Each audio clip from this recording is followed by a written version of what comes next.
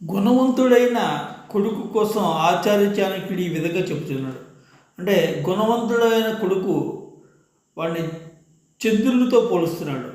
అంటే చంద్రుడు ఏ విధముగా ప్రపంచం మొత్తం కాంతిని వెదజల్లుతాడో, గుణవంతుడైన కొడుకు ఒక్కడ ఉన్నప్పటికీ వాడు ప్రతి చేత మొత్తం అంటే మన ఇంటికే కాదు, మన వంశానికి కాదు, మొత్తం ప్రపంచానికి మంచి ఖ్యాతి తీసుకురాగలడు అని చెబుతూ ఉన్నాడు. ఈ విధముగా చంద్రుడు మొత్తం ప్రపంచానికి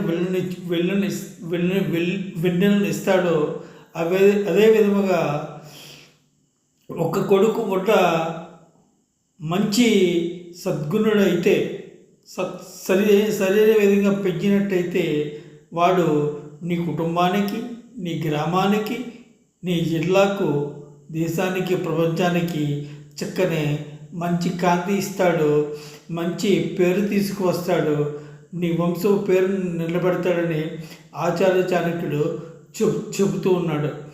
దయచేసి సబ్స్క్రైబ్ చేయండి, మీ బంధుమిత్రులకు షేర్ చేయండి, లైక్ చేయండి.